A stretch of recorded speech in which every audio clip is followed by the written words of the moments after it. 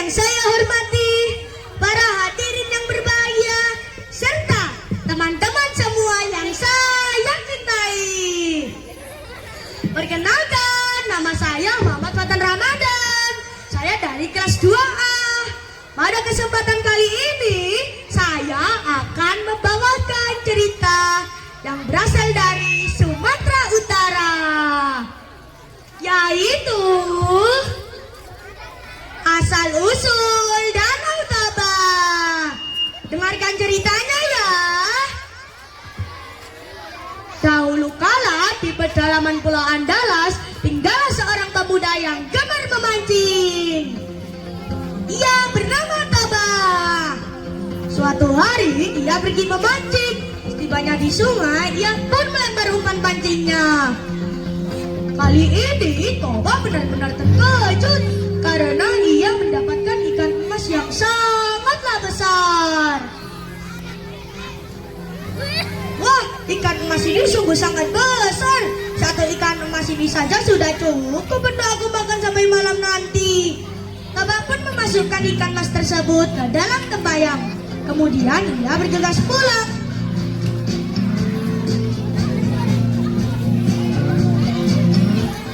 Sesampainya di rumah, Toba kemudian pergi mencari kayu bakar di belakang rumahnya. Setelah mendapatkan kayu bakar, Toba pun masuk ke dalam rumahnya. Ketika ia mengambil ikan emas itu, betapa terkejutnya ia karena ikan emas yang ia tangkap tadi tiba-tiba menghilang dan menyisakan kepingan emas yang sangat banyak. Wah, kemana pula ikan emas tadi? Gumam Toba dengan kebingungan. Namun saat Toba membuka pintu kamarnya, ia sangat terkejut karena ia melihat seorang gadis yang sangatlah cantik. Gadis itu berkata bahwa ia adalah ikan emas di dalam tempayang tadi yang sebelumnya telah dikutuk oleh Dewata. Sebagai gantinya, ia memberikan sisik emasnya yang sangat banyak.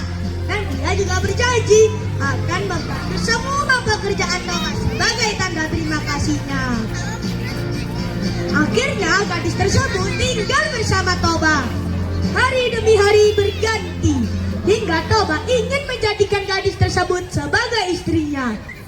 Gadis tersebut mau menerima Toba, tapi dengan syarat Toba tidak boleh memberitahukan kepada siapapun tentang asal-usulnya. Toba menyetujui syarat tersebut hingga mereka berdua pun menikah dan dikaruniai seorang anak laki-laki yang bernama Samosir. Samosir sangat dimanja oleh ibunya sehingga ia tumbuh menjadi anak yang nakal dan pemalas. Suatu hari Samosir diminta ibunya untuk mengantarkan bekal makan kepada ayahnya di ladang. "Aduh ibu, aku capek sekali, ibu saja yang antar," kata Samosir. Karena ibunya sangatlah sabar, dia terus membujuk Samosir dengan perkataan yang lembut agar mau mengantarkan bekal makanan kepada ayahnya. Akhirnya dengan berat hati Samosir pun berangkat.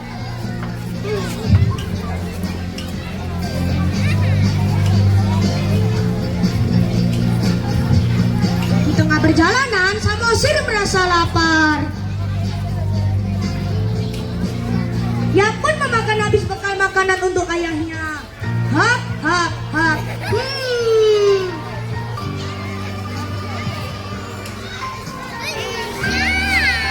Setelah kenyang, ia pun melanjutkan perjalanannya. Ayahnya yang dari tadi menunggu sedikit kesal dengan kedatangan Samosir. "Dari mana saja kau ini? Mengapa kau lama sekali dan di mana makananku?" tanya ayahnya dengan marah kepada Samosir. "Mohon maaf ayah, aku terlambat dan di jalan tadi aku lapar sekali, jadi terpaksa aku makan," jawab Samosir dengan menunduk ketakutan. Ayahnya sangatlah marah hingga ia berkata, "Dasar kau anak nakal Samosir, dasar kau orang ikan." Samosir sedih dan menangis. Ia segera berlari dan menemui ibunya. Sambil terisak-isak, ia menceritakan kepada ibunya bahwa ia dikatakan anak ikan oleh ayahnya. Mendengar cerita anaknya, sang ibu terkejut. Ia tak menyangka bahwa suaminya itu telah melanggar janjinya. Sang ibu pun segera menyuruh Samosir untuk pergi ke bukit yang lebih tinggi, dan ibunya pergi kembali ke sungai tempat asalnya dulu. Ia pun terjun ke dalam sungai dan kembali ke wujud ikan. Seketika langit menjadi gelap, petir dan kilat menyambar. Hujan badai besar, hujan yang sangat deras mengguyur lembah hingga air sungai meluap.